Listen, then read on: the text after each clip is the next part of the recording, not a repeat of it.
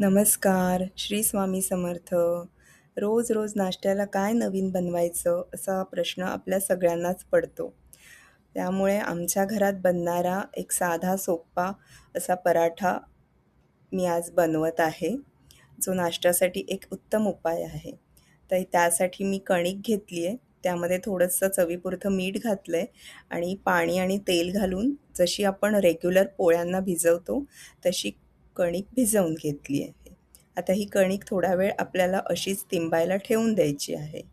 दुसरीकडे मी एक प्लेट घेतली आहे. त्यामध्ये मी कांदा आणि लसूण मसाला हा 4 चमचे घेतला आहे. मी 4 पराठे बनवणार आहे, त्यामुळे प्रत्येक पराठ्याला 1 चमचा असा हिशोब ठेवला आहे. सोबत 2 चमचे पांढरे तीळ घेतलेत आणि 2 चमचे कसुरी मेथी घेतली आहे. आता हे सगळं आपल्याला नीट मिक्स करायचं आहे आणि हे मिश्रण आपण पराठ्याला मसाला म्हणून वापरणार आहोत. तर चला मिक्स करून घेऊया. आता दुसरीकडे मी गॅसवर तवा तापत ठेवलेला आहे, जेणेकरून आपला पराठा लाटून होईपर्यंत तवा छान तापला जाईल. कणकेचा एक मोठा गोळा घेतला आहे, साधारण 1.5 ते 2 पोळ्यांना लागेल असा एक मोठा गोळा घेतला आहे आणि त्याची एक पातळ अशी पोळी लाटून घ्यायची आहे.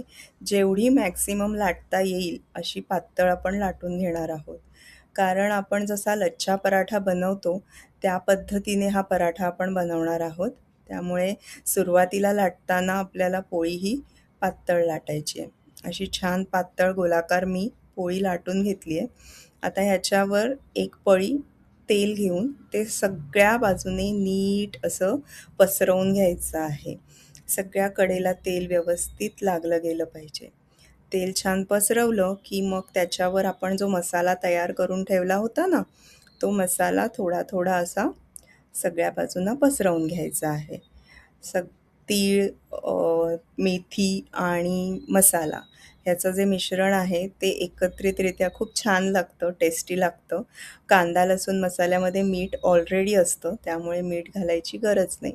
आता लच्छा पराठ्यांना जसं आपण फोल्ड करतो तसं एकावर एक घडी करून त्याची मी अशी गोलाकार परत एकदा गुंडाळी करून घेतलेली आहे आणि आपली ही गोळी परत आता लाटण्यासाठी तयार आहे.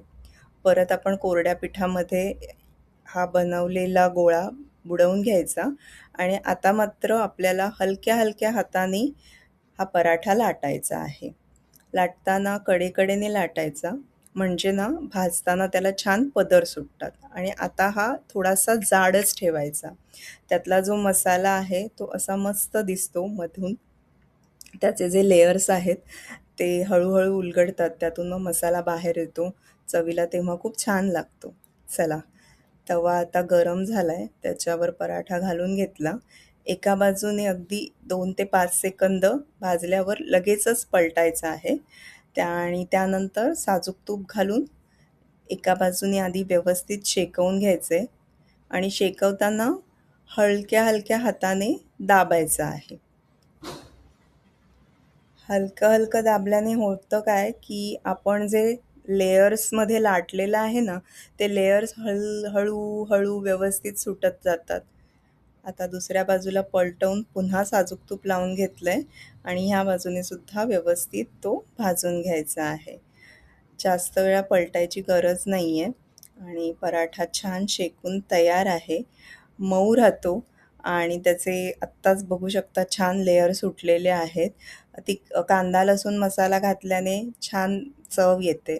साधी सोपी सिंपल रेसिपी तयार आहे. आवडल्यास लाईक करा, शेअर करा आणि सबस्क्राईब करा. बाय.